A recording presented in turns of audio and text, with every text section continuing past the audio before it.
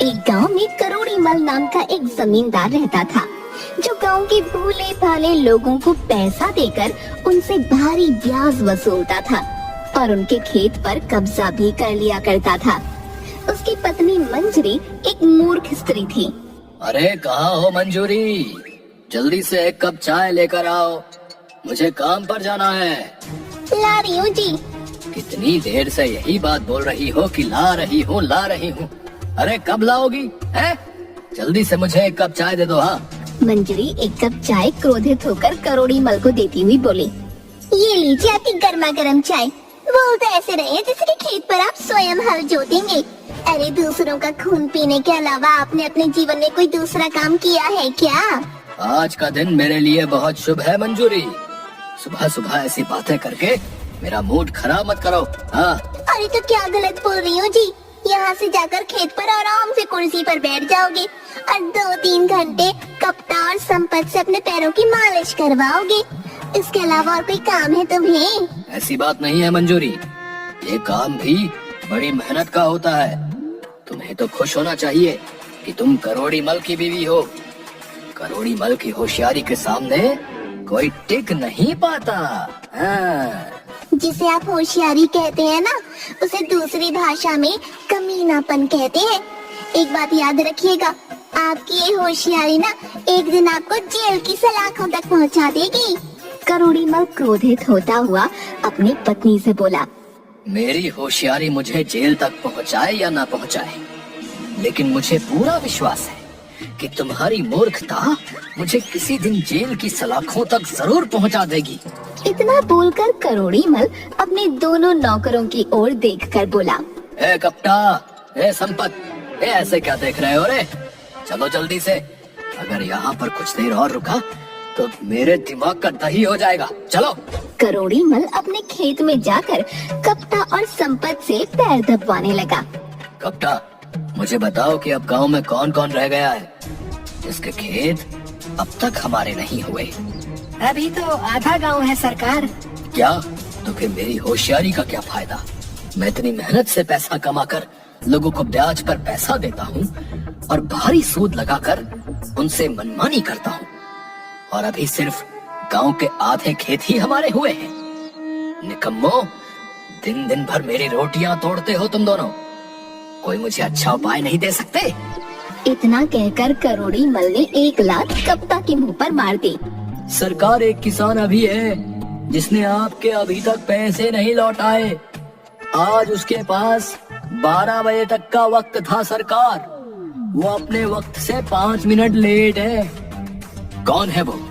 अरे वही अपना रतन, जिसके खेतों पर आपकी बहुत सालों से नजर है। संपत की बात सुनकर करोड़ी मल की आंखों में चमक आ गई। मैं अभी रतन का हिसाब किताब देख कर आता हूँ, तुम दोनों यहाँ से कहीं मत जाना। इतना कहकर करोड़ी मल वहाँ से चला गया। मेरी समझ में नहीं आता संपत की, आखिर ये बंदर जैसी शक्ल वाला करोड़ी मल अपने आप को समझता क्या है यार? हाँ गप्ता, पता नहीं अपने आप को समझता क्या है।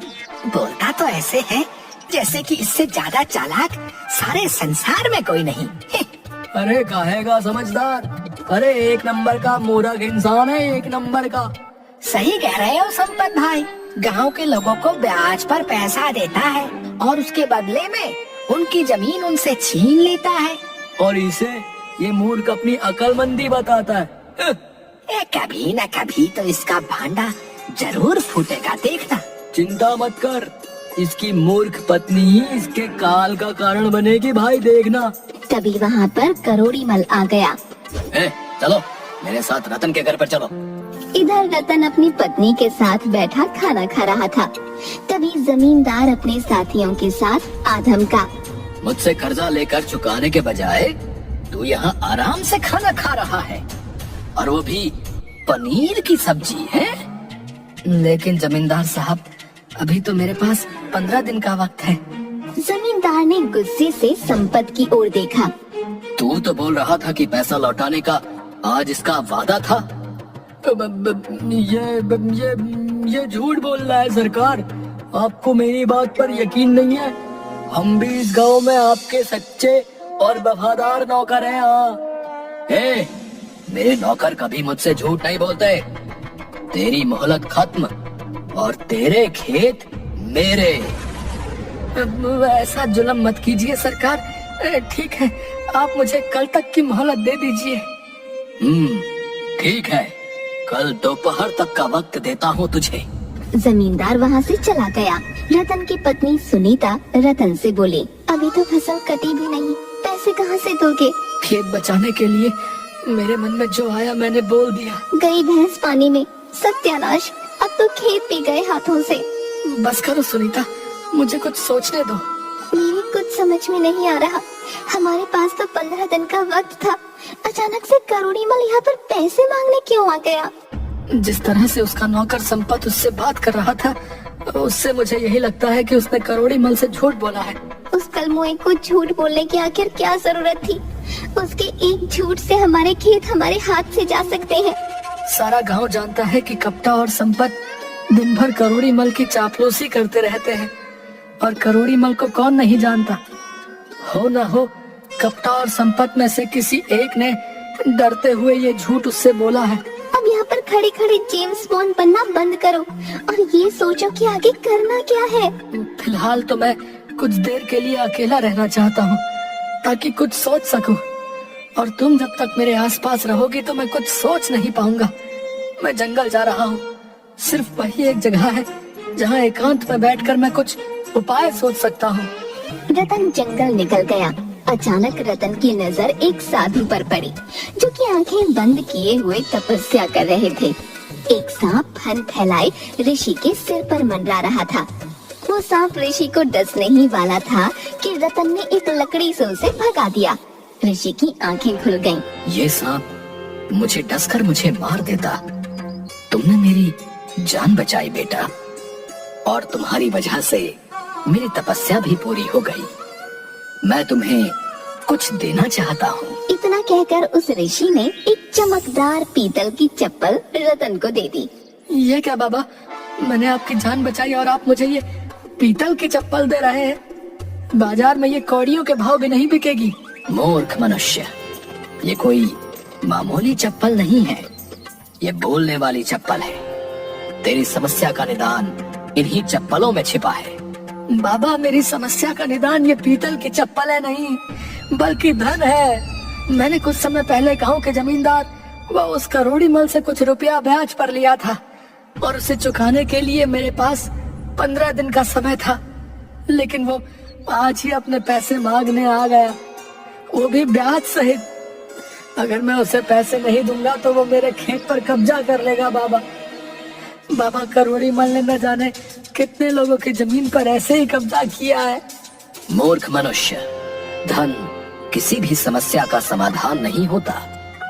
मेरी बात पर विश्वास कर। तेरी समस्या का निदान, और यहाँ तक कि सारे गांव की समस्या का निदान, इन्हीं चप्पलों में छुपा हुआ है। ये बात तुझे कुछ समय बाद स्वयं पता लग जाएगी। बाबा, आप करोड़ी मल को नहीं जानते। अरे उसकी होशियारी के आगे आज तक कोई नहीं टिक पाया। बाबा, चिंता मत कर बच्चा, करोड़ी मल की होशियारी धरी की धरी रह जाएगी मेरी इन बोलने वाली चप्पलों के आगे, जो मैंने तुझे दी है। बाबा, लेकिन ये कहाँ बोल रही है? ये तो बड़ी साधारण चप्पल लगती है। ये अपनी मर्जी से बोलती है। समय आने पर तू सब जान जाएगा। चप्पल पहन ले और निश्चिंत होकर अपने घर चला जा।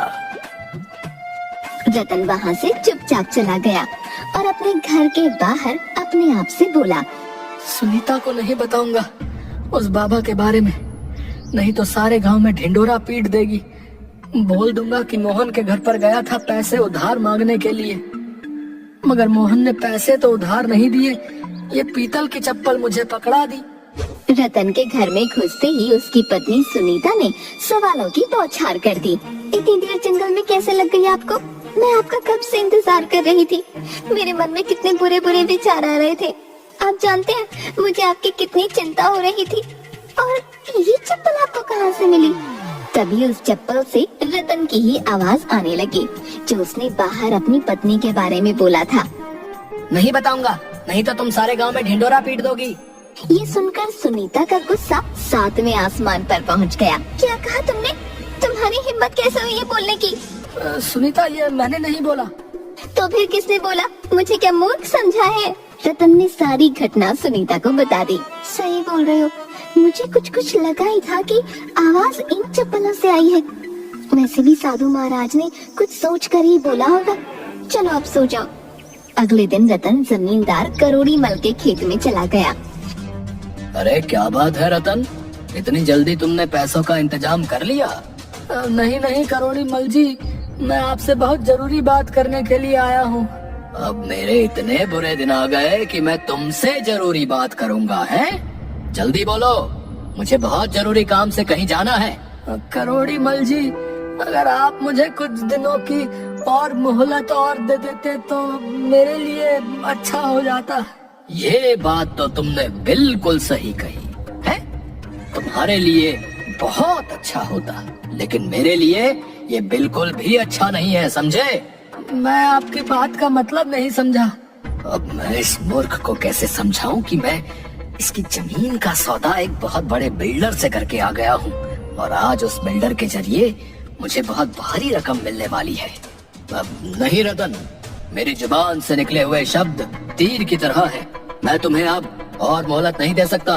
तभी करोड़ी मल की नजर रतन की चप्पल पर पड़ी। मुझे देने के लिए तुम्हारे पास पैसे नहीं हैं, है? लेकिन पहनने के लिए ये पीतल की चप्पल जरूर है। करोड़ी मल जी, ये चप्पल मेरी नहीं है। लेकिन अब मेरी नजर इस पर पड़ गई है तो ये मेरी ही हुई। लाओ, इसे मुझे दे दो।